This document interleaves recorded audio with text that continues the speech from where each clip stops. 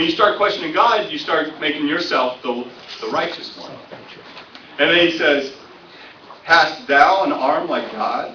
Or canst thou thunder with a voice like him? I mean, man, and sometimes he kind of elevates himself higher than God, doesn't he? Doesn't he? Yeah.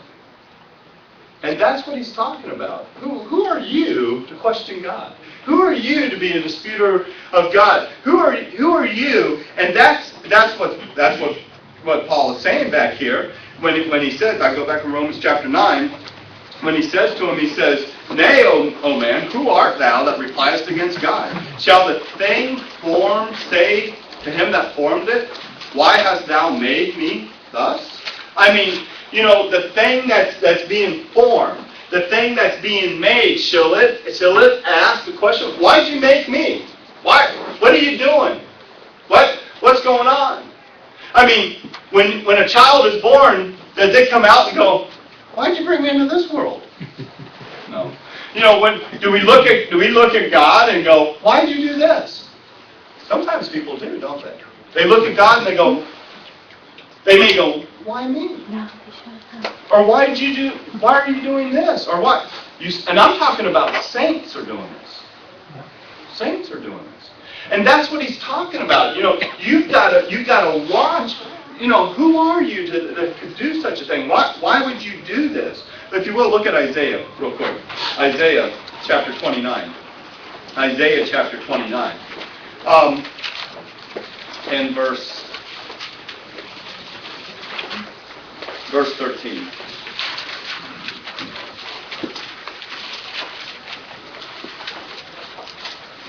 Isaiah 29, he says, Wherefore the Lord said, For as much as this people draw near me with their mouth and with their lips do honor me, but have removed their heart far from me, and their fear toward me is taught by the precept of men. Therefore, and he's talking about Israel and their apostasy and their turning away from the law. He says, Therefore, behold, I will proceed to do a marvelous work among this people, even a marvelous work and a wonder, for the wisdom of their wise men shall perish, and the understanding of the prudent shall be hid. So the guys that think they're smart are going to be dumbfounded here in a minute. Woe unto them that seek deep to hide their counsel from the Lord, and the works are in the dark, and they say, Who seeth us, and who knoweth us? Surely your turning of things upside down shall be esteemed as the potter's clay. For shall the work say of him that made it, He made me not? Or shall the thing formed say of him that framed it, He had no understanding? So what you're seeing is that the question that's being asked here is, you know, and you take the pot. How many of you ever did pottery at school? Okay, only 4. All right. Oh no, 5. Sorry. Your hand wasn't going. Balance this side. Oh, the camera. All right. So anyway, when you do pottery, you have a what? A lump of clay, and that lump of clay is what? Nothing. It's just a big lump, and you start making it, and you say, I'm going to make a vase for my mom, a pretty vase for my mom. And so you start working on it, and you're working it, and you're making it, and you're making this vase for your mom, and you're forming. The clay doesn't go, no, you're not making a vase. We're going to make something else, right? You make what it is you're going to make. The clay doesn't have any say in that. So who are we? Are you not a created being? So who are we to question God and say, why'd you make me this way? Why'd you make me thus? Why'd you do this? The clay doesn't talk back and say, why'd you make me a vase? Why did you do this? And so what we've got to understand when we're going ahead and we're asking God, who created us, why'd you make me this way? Again, we start questioning God. And he's talking about forming the nation of Israel. And what he's trying to form the nation of Israel to be is a vessel of what? Honor. A sanctified vessel, something in which the doctrine and the gospel and God's glory is being shown to the nations. They're the light. And the thing is, they're not that way. They're not acting that way. They're not being that way. That's not who they are. Go back to Romans chapter 9. Back in Romans chapter 9. So he says, what lump of clay is going to ask a question? Why'd you make me that way? Look at verse 21. Verse 21. Hath not the potter power over the clay of the same lump to make one vessel unto honor and another unto dishonor? I mean, doesn't the potter have power to do whatever he wants? Sure he does. And he can make one a vessel of honor and one a vessel of dishonor. Now again, people are going to say that and say, well, see, what that's saying is that God is predestinating who's going to be honorable and who's not. That's not what it's saying. The Creator has power to do that. Folks, you've got to understand, the nation of Israel was formed to be a vessel of what? Honor. They fell. Right now, they're a vessel of what? Dishonor. That has nothing to do with God. That has to do with their decision, their action, and folks, you got to understand, we are vessels, right? Right. And we could be a vessel of, look over, if you will, look over 1 Timothy or 2 Timothy real quick. Look over 2 Timothy. We can be a vessel of honor, or we can be a vessel of dishonor. It's a choice that you have. Look over 2 Timothy chapter 2. 2 Timothy chapter 2. And look at verse 17. Or go up to verse 16. But shun profane and vain babblings, for they will increase unto more ungodliness. Their word will eat as doth a canker, of whom is Hymenaeus and Philetus. What he's talking about is when people come in and they start spouting off some false doctrine, it's like a cancer. And you know what it will do? It will take over the whole assembly. I mean, he's talking to a pastor about a local church. It will take over the church. You got to watch out, Timothy. And he says, who concerning the truth, talking about Hymenaeus and Philetus, who concerning the truth hath erred, saying that the resurrection is past, and overthrow the faith of some. Now, if we're in the dispensation of grace, and the resurrection's already happened, what are we going to be back under? Law. See? Overthrow some of the faith of some. He says, nevertheless, the foundation of God standeth sure, having this seal, the Lord knoweth them that are his, and let every one that nameth the name of Christ depart from iniquity.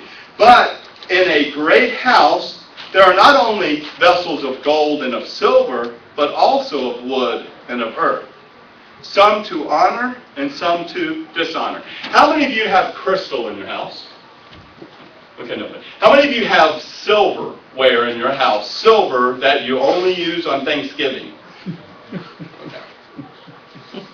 How many of you have, either you don't have anything nice, or you're just not answering. How many of you have china that you only use on special occasions?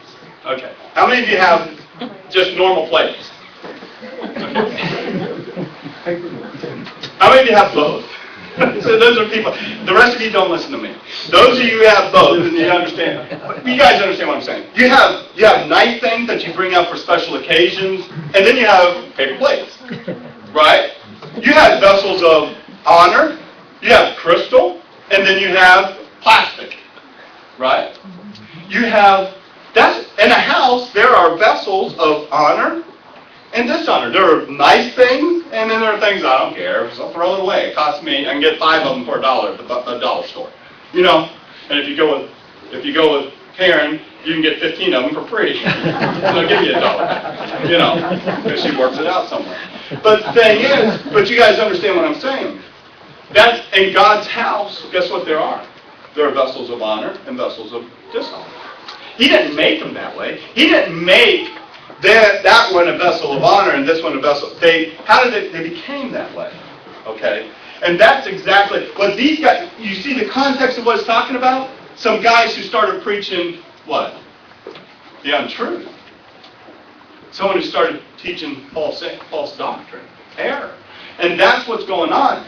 So the nation of Israel, they were a vessel of honor, but because of their unbelief, they went through those 5 courses of judgment. We went through that, a couple of years ago. And they went through that 5 courses of judgment. And when Christ came, they're in the 4th installment of the 5th course of judgment. I mean, they're on the edge of just getting into that. That's the last thing. This is the last straw. This is the thing that just we're going to put you guys back on track. And they are just disobedient. They don't want to hear what God's saying. And when they fall, they're a vessel of dishonor. Okay, that's what's going on. So that's who they are. They're a vessel of dishonor. And if you go back to Romans chapter 9, he says there, hath not the potter power over the clay of the same lump to make one vessel unto honor and another unto dishonor? Look, if you will, look at Hosea chapter 8. And you'll see that the nation has become a vessel of dishonor, and you'll see why they become a vessel of dishonor. Hosea chapter 8. And their main problem, think about this, the main problem with the nation of Israel when they were born a nation, you've got to remember, they didn't become a nation or born a nation until they were brought out of Egypt. So when they were born a nation, and God made this covenant with them, this contract, this promise with them, listen, you're going to be my people. You're going to be a kingdom of priests, a holy nation, a peculiar treasure unto me. All you got to do is just keep my commandments. And they said, we can do that. So, he says, well, here comes Moses with the commandments, and they're doing what? Dancing around naked, around the calf. That's what's going on. Dancing around the calf. And right there he's going, 1, 2, he's just marking them off. Well, you guys are just breaking these. Why, we can't even get off the mountain. And we were still on top of the mountain, and you guys are breaking them. God said to Moses, you need to get that. It's not pretty. They're already breaking it. So you can imagine what their problem is, right? It's idolatry. Now, let's think about idolatry. How many of you worship other gods? You don't. But there is things that at times take over our life. And we don't want those to be. Some people are workaholics. It's just they're work. They don't have time for anything else. They don't have time for. And so you have to, there are things that you have to go. This isn't going to be, your main thing needs to be God first. So I was talking to a guy at school, he was dealing with a young man, and he's having girl problems. And I said, listen, first of all, just tell them not to date until they get out of high school. It's hard to coach teenage boys with girls. Anyhow, so I said, just tell them not to date until after they get out of high school. And that just makes it easier on all of us. And he told him, he said, here's your problem. He goes, your priorities are girls, friends, family, God, schoolwork. Schoolwork was way, but his point was, your first priority needs to be what? God. Anybody see A Few Good Men? Mm-hmm. And remember when Kiefer Sutherland, he said, the first thing was what? God. Family, what? Core. Yeah. That's, and he told me, he said, your first thing has to be God. Then the family. Then your friends. Then and he goes, get the girls way down here like number 73. But the whole point was, he was trying to explain to this young man that you've got to, your priorities are way out of whack. That's the problem with Israel. Their priorities are way out of whack. Okay? Anybody hot in here? Yeah. Okay, thank you. So anyhow, he's talking about that their priorities are out of whack. So Hosea chapter 8, you all there now? I really just told you that story for you all to find Hosea. You may want to keep something in there. We'll go back to it. Okay. All right. He says in Hosea chapter 8, and verse 1, set the trumpet of thy mouth. He shall come as the eagle against the house of the Lord, because they have transgressed my covenant and trespassed against my law. Israel shall cry unto me, my God, we know thee. Israel hath cast off the thing that is good. The enemy shall pursue them. So you got to understand that this. Well, I should write a chart of just the